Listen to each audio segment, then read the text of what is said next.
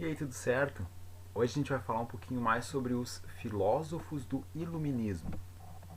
Para quem não assistiu, eu vou deixar aqui na descrição desse vídeo o vídeo anterior, que falava sobre o que é esse pensamento iluminista que surge então na Europa, um movimento filosófico que surge então lá no final dos anos 1600, 1700 e que vai mudar o pensamento uh, político, o pensamento religioso, o pensamento social, o pensamento científico na Europa pós o final da Idade Média, né, início da Idade Moderna. Então, hoje eu vou falar um pouquinho sobre esses pensadores, os caras que, com as suas ideias, levaram um novo jeito de pensar o mundo, onde a razão então ganhava bastante importância, né? Foi o que eu falei bastante no vídeo anterior, né? Sobre a importância da razão, do pensar, do raciocinar por si mesmo.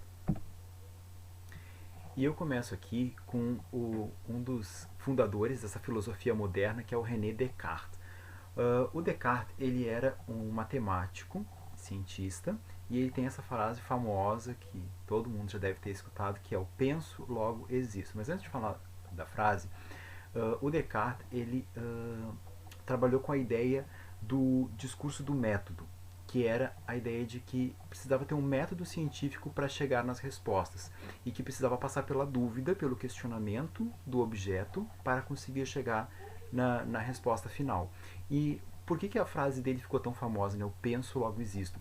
Porque ele coloca a importância da dúvida do ser pensante sobre aquele objeto, porque o objeto em si não traz respostas, ele precisa ter um ser pensante que jogue dúvidas sobre aquele objeto e faça com que as respostas apareçam a partir dessas dúvidas. Né? Então, a dúvida, um método científico que vai analisar essas dúvidas, que vai analisar esse objeto e que vai chegar a conclusões finais. Várias hipóteses, né, que vão ser levantadas para chegar a uma conclusão, a uma teoria, né, que daí traga as respostas. Então, o Descartes ele traz o início desse pensamento filosófico muito claro, muito evidente no Iluminismo, que é então essa ideia da razão, da importância da razão, do pensamento crítico, né, do pensar como um método científico. Já esse senhorzinho aí que tem o nariz parecido com o meu, o John Locke, ele era um inglês que ele dizia que o ser humano ele já nasce com alguns direitos que são direitos naturais, ou seja, já nascem com a pessoa, né? E esses direitos seriam o direito à vida, o direito à liberdade e o direito à propriedade.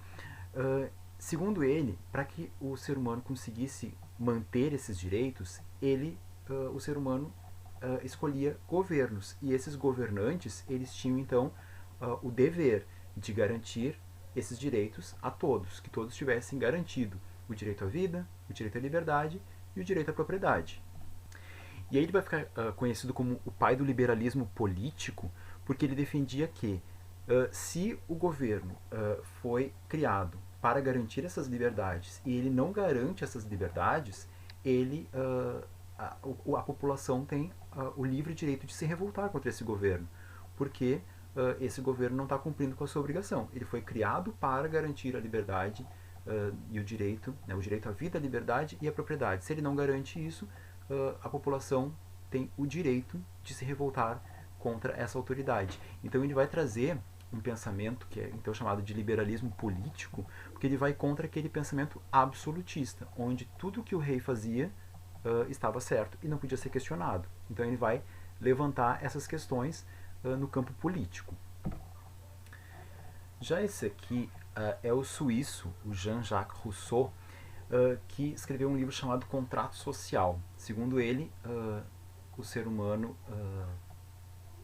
nasce, né, e vai crescendo num estado de natureza, até que, pelo convívio social, né, a sociedade como um todo cria um contrato. E nesse contrato social, essa sociedade vai escolher um líder, né, um governo.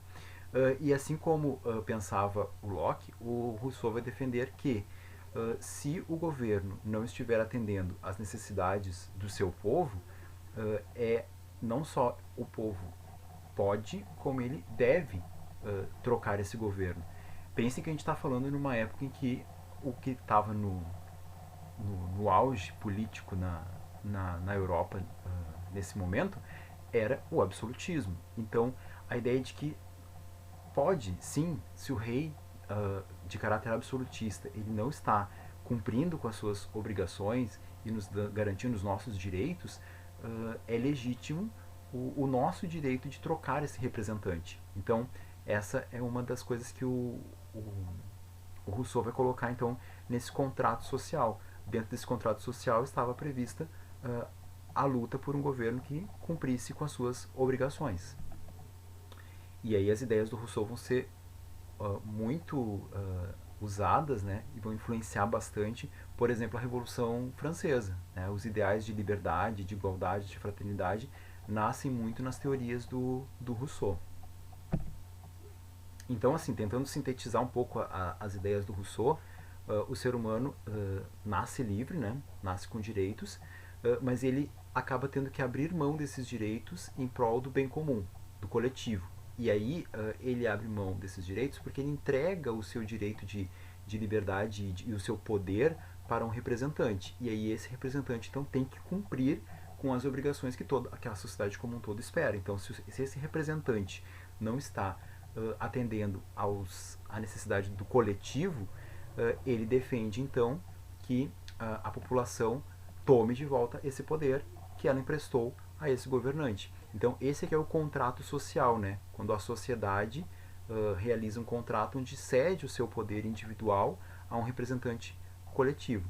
Então essa é basicamente a ideia que o Rousseau defende no seu livro. E aqui uma capa de um dos livros do Voltaire, claro que uma capa mais atual, né? O Tratado sobre a Tolerância. O Voltaire ele era um crítico muito ferrenho assim ao absolutismo, ao poder sem limites do rei, e a questão da autoridade da Igreja Católica também, do fato de como a Igreja ainda intervia muito na vida das pessoas.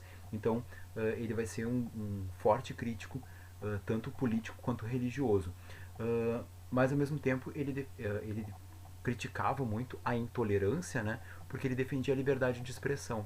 Tem uma frase que é atribuída a ele, né?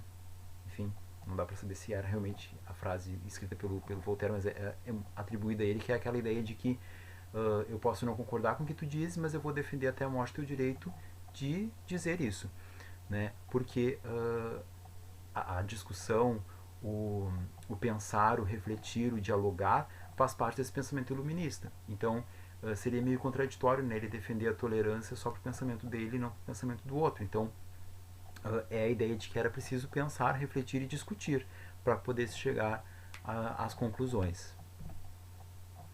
E aí, se vocês estão pensando aí, tá, mas esses caras falam, criticam, dizem que tem que mudar, dizem que tem que ser diferente, mas o que eles fizeram de fato para mudar o sistema político, por exemplo, da época, para mudar o pensamento absolutista? Então, o Montesquieu, por exemplo, foi o cara que propôs a divisão do poder entre 3 poderes. Por quê? Ele era um crítico ferrenho do absolutismo monárquico. Absolutismo, poder absoluto nas mãos do monarca, né, do rei. Então, um poder onde todo o poder estava concentrado numa única pessoa, ou né, ao redor daquela única pessoa. Porque, lógico que o rei não governava totalmente sozinho, mas todas as decisões eram tomadas por amigos, por sócios desse rei, né, por pessoas que compartilhavam com ele o poder. Então, o Barão de Montesquieu ele vai propor a divisão desse poder não mais numa única pessoa, mas em 3 diferentes poderes. Então, ele vai criticar esse sistema, e para ele, né, e para os filósofos iluministas, tanto fazia se permaneceria tendo um rei, então se seria uma monarquia ou se seria uma república. Na concepção deles, o importante é que, independente do tipo de sistema político, houvesse uma constituição acima disso tudo. Ou seja, um conjunto de leis que permitissem que o rei, ou o presidente, ou quem quer que seja a pessoa que está no poder, não comande tudo sozinho. E assim não dê início a um governo autoritário. Então, a proposta dele era dividir o poder em poder legislativo, poder judiciário e poder executivo. Resumindo aqui, o legislativo é quem legisla, ou seja, é quem elabora, quem escreve as leis. O judiciário é aquele que aplica as leis e as julga, né? Julga quem está fora dessa lei. E o executivo é quem administra a lei, faz com que a lei seja colocada em prática. Eu não entendi muito bem o que está querendo dizer aqui. Nisso tudo é muito nome, fica meio complicado. Então vamos pensar assim: no absolutismo, o rei fazia isso tudo sozinho, né? O monarca absolutista, ele criava as leis, ele definia como seriam essas leis, ele as colocava em prática, porque ele tinha a polícia, a fiscalização, tinha tudo ao seu lado para colocar aquela lei em prática. E caso alguém não cumprisse, ele podia mandar prender, porque aquela pessoa não tinha cumprido a lei. Dentro do sistema criado pelo Montesquieu, isso não pode mais acontecer. Então, o presidente de um país, ou o rei, rainha, dependendo da situação, comanda o poder executivo, ou seja, ele tem que colocar em prática as leis do país e zelar por essas leis, zelar pela Constituição. O legislativo é quem vai criar as leis, então é o legislativo que vai elaborar todas as leis que vão formar a Constituição de um país. E quem vai decidir se prende ou não prende é o judiciário. Então, o presidente ou o rei não manda prender. Quem manda prender é o judiciário. Quem elabora as leis não é o judiciário, não é o judiciário que cria as leis. Quem cria as leis é o legislativo. Só para vocês entenderem um pouquinho, no caso do Brasil, o executivo seriam os governos, né? Para todo o Brasil, o governo federal, o presidente da república, e nos estados, os governadores. Eles representam, então, o poder executivo. O poder legislativo para o Brasil inteiro seria a Câmara dos Deputados e o Senado. Então é o Congresso Nacional, tá? As duas casas, né? A Câmara dos Deputados, que tem 513 deputados federais, e o Senado, que tem 81 senadores. Então, quem elabora as leis, diz se essas leis vão passar a valer ou não, é o legislativo.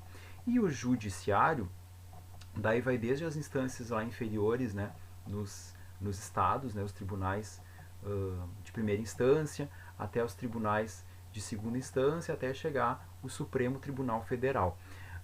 O judiciário, então, é quem vai julgar se a pessoa está cumprindo ou não as leis, e no caso de não cumprimento das leis, se o que ela fez é passível de prisão ou não, e qual é a condenação. Mas, então, o judiciário vai observar as leis criadas pelo legislativo, porque o judiciário não cria leis, o judiciário apenas julga aquilo que já está na lei.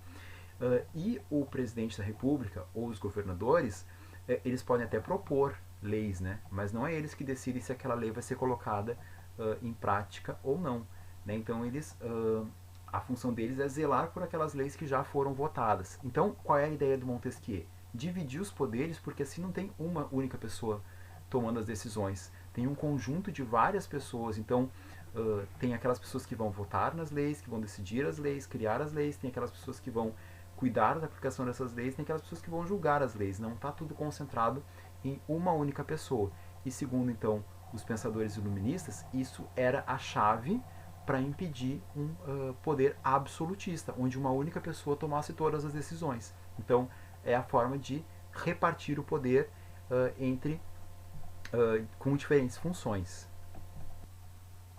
E aqui uma obra que mostrou que não adiantava pensar bastante, pensar na importância da razão, do conhecimento, se esse conhecimento ficasse de novo restrito a um grupinho pequeno de pessoas. Tinha que ampliar esse conhecimento para uma grande quantidade de pessoas. Primeiro que passaria por promover mudanças no campo da educação, porque a educação não poderia mais ser um privilégio de poucos, né? A educação precisaria abranger toda a população, para que toda a população tivesse acesso ao conhecimento. Daí teve dois filósofos, o Diderot e o D'Alembert, que eles criaram, né, defenderam essa ideia de que precisava expandir o conhecimento, que o conhecimento tinha que ser difundido, ele não podia ficar restrito ao campo dos pensadores, né? Só lá um grupinho de pessoas pensando, mas ele tinha que ser expandido. E aí eles vão criar a enciclopédia. Talvez vocês nunca tenham escutado falar numa enciclopédia, mas vocês já devem, com certeza, ter acessado alguma vez o Wikipedia, que é uma enciclopédia virtual. Ela é livre, né? Ela tem um pouquinho, ela não é exatamente uma enciclopédia, como era a enciclopédia lá dos iluministas, mas a ideia era reunir todo o conhecimento científico que se tinha até aquele momento para que a maior parte das pessoas pudessem ter acesso. Então, a enciclopédia vai ser isso, né? Vai ter lá conhecimentos de ciências, de geografia, da matemática, aqueles verbetes, né, palavras que remetessem a um conhecimento. Só que, aí uma diferença, por exemplo, para o Wikipedia, é que na enciclopédia só podiam entrar dados que já fossem dados empíricos, ou seja, que já tivessem sido testados, comprovados, que fossem dados científicos. Não vale corrente de WhatsApp nem fake news. Teria que ser aquilo que fosse dados comprovados, dados que se pudesse ter sido testado ou comparado com os pares, né, com outras pessoas que estudaram sobre aquele assunto e dissessem, não, realmente isso aqui está correto. E aí isso entrava na enciclopédia. Era uma maneira de colocar em prática, então, o fato de expandir a razão, para que todos pudessem ter acesso a esse conhecimento científico. E com a ampliação desses pensamentos ligados então à liberdade política, isso acaba indo também para um campo econômico, né? E pensar que, ok, o rei ele não pode ter um poder absoluto, mas o Estado pode ter um poder absoluto sobre a economia, tem que reger todo o campo econômico também. Aí vai entrar um novo tipo de pensamento, que vai ser o pensamento dos fisiocratas, que vão pensar nesse sentido, né? Não, o Estado tem que cuidar da defesa da liberdade, da propriedade, de conduzir a nação, mas deixa que a economia seguir de outra forma, para que também haja uma liberdade econômica, ou seja, para que os burgueses da época, né, os mercadores, os agricultores, aqueles que extraíam riquezas minerais, para que eles cuidassem então da movimentação econômica dentro do país, que não houvesse uma intervenção do Estado. O Adam Smith, que era um dos pensadores dessa época, que concorda com algumas coisas que os fisiocratas diziam, mas nem tudo, ele vai ser considerado então o pai da economia moderna, né? Essa economia chamada de uma economia liberal, liberal no campo econômico. Então a obra dele vai defender isso, né? Que o Estado deixe que a economia se vire sozinha, né? Que ela possa ser conduzida sem a interferência do governante. Então, esse pensamento iluminista, né, que começa ali com uma crítica ao absolutismo, crítica ao autoritarismo, ela vai levando para outros tipos de pensamento também, inclusive no campo econômico. E aí sempre rola aquele papinho, né? A gente fica estudando história, falando de pessoas que já morreram, de um monte de coisa do passado, coisas que não fazem mais diferença nenhuma na nossa vida. Olha aí, não é assim. Até hoje, o pensamento iluminista influencia a nossa vida cotidiana. Quer um exemplo? A nossa Constituição brasileira atual, ela tem no seu artigo 1º a seguinte frase: todo poder emana do povo, que o exerce por meio de seus representantes eleitos, eleitos diretamente. Todo poder emana do povo. Quem é que dos iluministas que falava isso? Aqui, ó, quem dizia isso era o Jean-Jacques Rousseau. O Rousseau dizia isso lá no Contrato Social. Lembra? Eu comentei que ele dizia que o ser humano vai abrindo mão daquela individualidade para entregar o poder a um representante. Ou seja, o poder emana, o poder sai do povo. Olha aí como a teoria do iluminismo nos influencia até hoje. E aí olha que outro artigo da nossa Constituição, artigo 2º, diz o seguinte, que o Brasil tem 3 poderes independentes e harmônicos entre si: o poder executivo, o poder legislativo e o poder judiciário. Eles são independentes entre si porque um não pode interferir no outro. Tipo, o presidente não pode interferir nas decisões do Supremo. o legislativo também não pode interferir nas decisões do legislativo, assim como o legislativo não pode interferir nas decisões do Supremo Tribunal Federal. Então há uma independência entre os poderes. Quem é que falou isso mesmo? Sim, olha aí, o Montesquieu, esse senhorzinho aí que consegue ter a façanha de ser mais branco que eu. Ele dizia, né, que o Estado tinha, o poder tinha que estar dividido em três poderes: o executivo, o legislativo e o judiciário.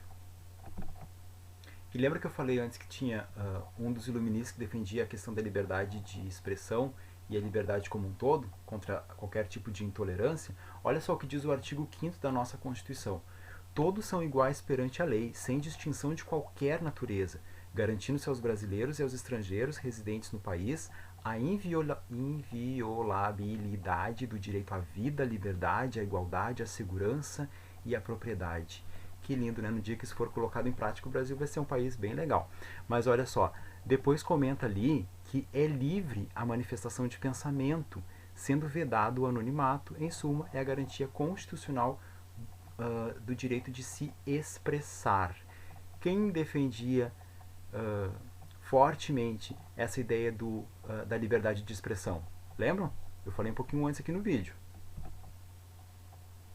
Então, olha aí, o Voltaire, né? O Voltaire defendia, então, essa liberdade de expressão. Lembra que eu comentei que tem uma frase que é atribuída a ele, que diz, que defende, que a pessoa tem que, mesmo que eu não concorde com o que está dizendo, tem direito de dizê-lo? Então, uma frase atribuída a um pensador iluminista. Então vejam como o iluminismo está presente até hoje no nosso dia a dia de diferentes maneiras. Né? Esse pensamento que baseia a nossa Constituição é a base, por exemplo, para impedir a censura, né? Que é a ideia de que era muito comum no absolutismo, de que não podia publicar no jornal aquilo que o rei não quisesse. Então, se um jornalista publicasse, bom, enfim, não tinha a função jornalista na época, mas se alguém publicasse num jornal uma notícia que o rei discordasse, o rei podia no dia seguinte mandar prender a pessoa que publicou aquilo, porque enfim, o rei tinha total poder, né? O rei tinha um poder absoluto, então ele podia mandar prender também. Então, essa ideia da liberdade de expressão é uma ideia que vai contra, então, todo tipo de censura. Então, é também uma ideia defendida desde lá do iluminismo. Então, veja como esse movimento interfere no nosso dia a dia até hoje.